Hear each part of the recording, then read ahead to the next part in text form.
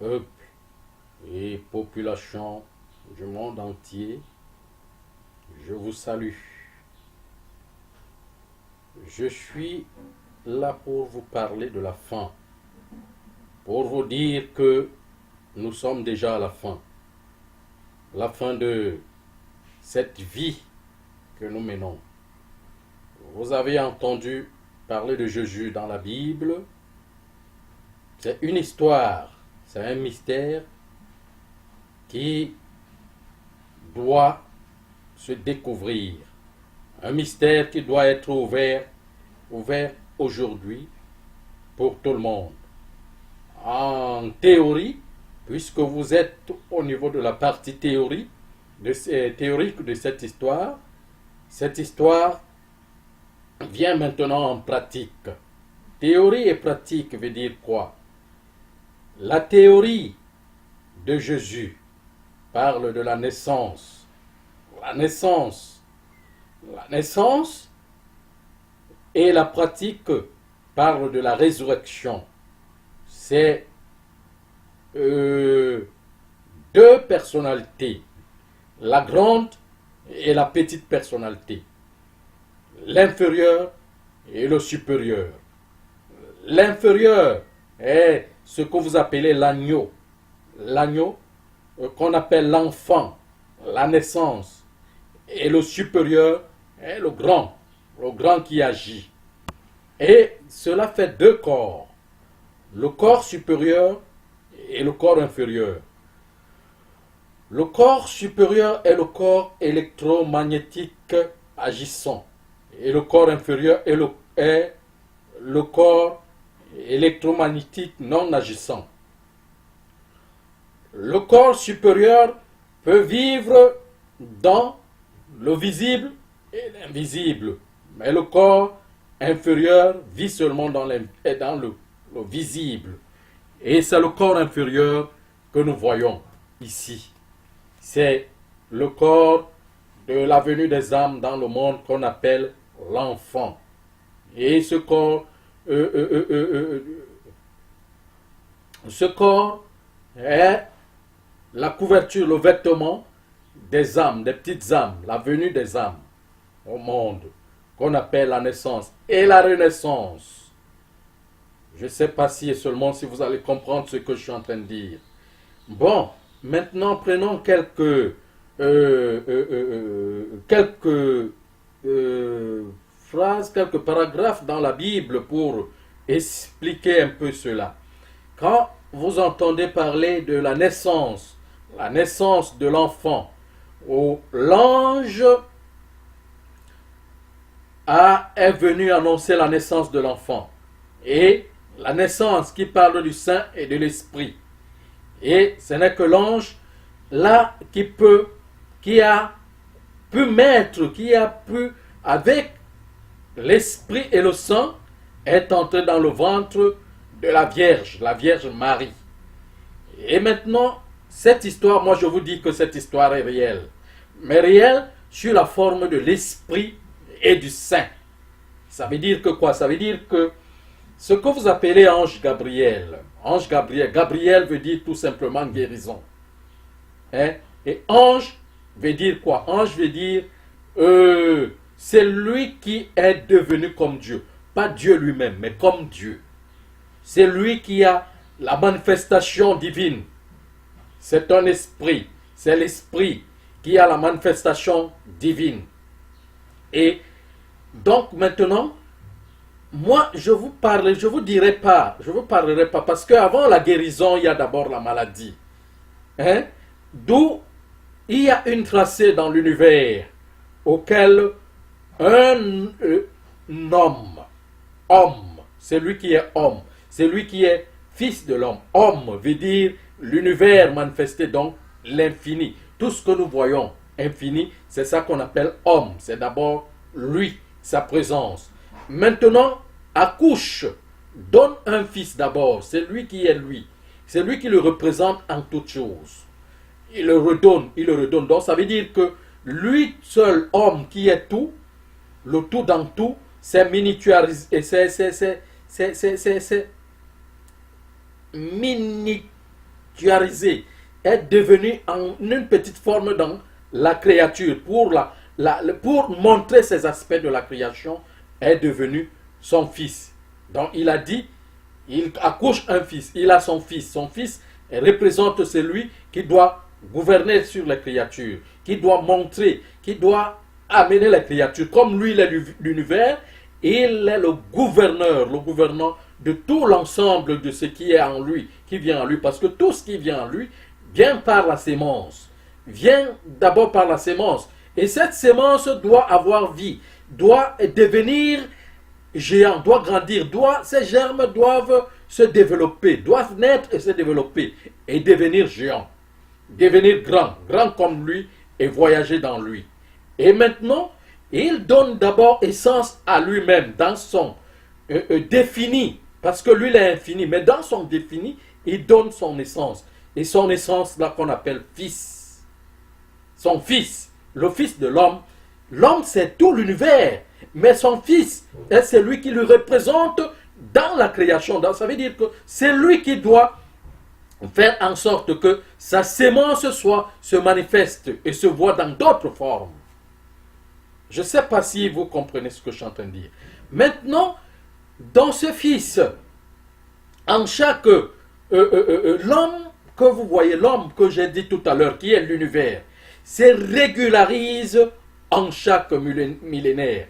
Et cette terre que nous sommes ici, dans cet univers-là où nous sommes ici, autour de notre terre, avec le système qu'on envoie sous le soleil et sous la lune, représente quoi? Cette terre représente son utérus. Son utérus de quoi? De tout l'univers. Et c'est cet utérus qu'on appelle la Vierge, que vous appelez la Vierge Marie. Et maintenant, dans chaque millénaire, il y a, comment je vais dire, il y a celui qui dirige le temps, que dans la Bible, on a appelé le Melchisédek. Que l'origine, l'hiéroglyphe qui est ça, appelle quoi? Appelle Malika Zadek. Retrace un corps géant. Ce corps géant qu'on appelle la guérison des âmes, que vous pouvez appeler ange Gabriel, ou la naissance des âmes, que vous pouvez appeler quoi? Que vous pouvez appeler ange Aniel, la naissance des âmes. Retrace dans ce corps qu'on appelle la guérison des âmes, ou retrace ce corps qu'on appelle la naissance des âmes.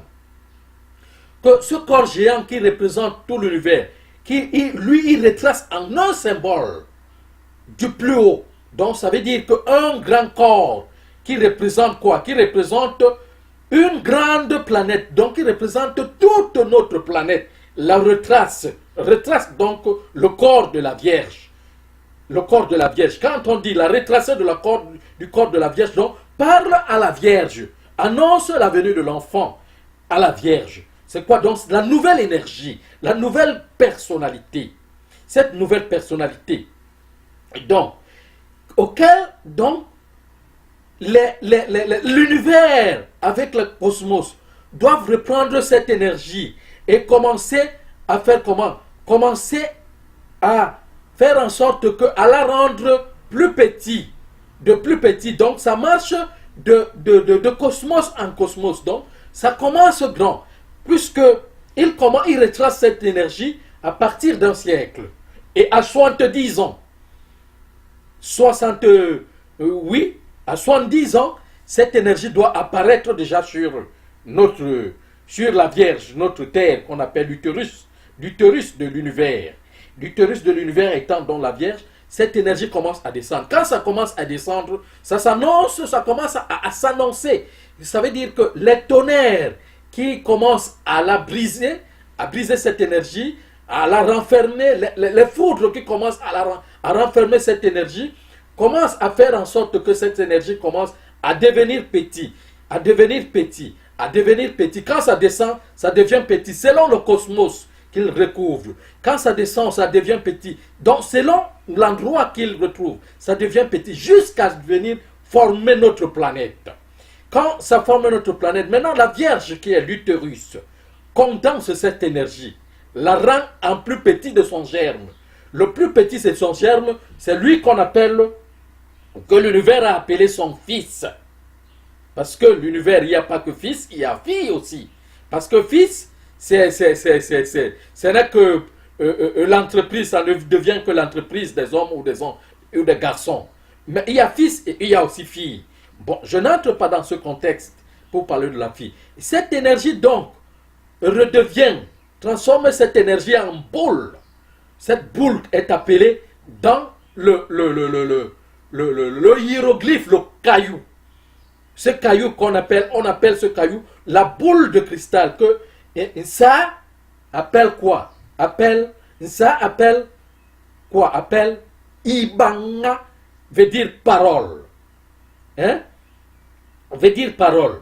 Pibang, veut dire quoi? Veut dire que l'énergie de la création, l'énergie qu'on prend pour la création, parce que tout ça, la tradition est unique. Toutes ces choses forment l'unité. Ne voyez pas comme si peut-être que le Jésus est réservé pour une certaine culture et n'est pas quelque chose qui regarde tout le monde entier. Et maintenant, cette guérison, cette énergie qu'on appelle guérison des âmes, que vous appelez ange et Gabriel, et qui parle à la Vierge. Donc descend jusque-là, descend, miniaturise ça. Pourquoi? Parce que dans chaque famille, dans la famille de l'humanité, parce que l'utérus, ici, est d'abord pour l'entrée des âmes. Parce que quand les âmes quittent du non manifesté, ça veut dire que les âmes quittent de leur sémence, de leur début, pour entrer dans la création, c'est la porte d'entrée. Ils entrent par l'utérus. L'utérus formate ces âmes afin que ces âmes deviennent des créatures plus tard. Des créatures plus tard. Et le début des âmes commence par ici. Donc, le commencement de l'humanité est ici. Et c'est ici on appelle la famille des enfants. Et c'est ici que la renaissance commence. C'est pour cela que cette énergie doit descendre jusqu'à ce que l'utérus qu'on appelle la reine, la Marie, reprend ça pour remettre ça dans l'enfance. Et remettre ça dans son germe. Et maintenant, dans l'humanité, comme je vous ai dit, l'humanité, il y a un fils. Le fils de l'humanité. Puisque le fils de l'homme a donné son fils, qui est le fils de l'humanité. Qui est le guide de l'humanité. Cette énergie devient donc la boule de cristal qu'on appelle Ibanga, le caillou qu'il va remettre à son corps initial, le corps le plus petit, parce que c'est le germe qu'on appelle la transplantation. Je vais vous expliquer ça avec le temps. Vous voyez.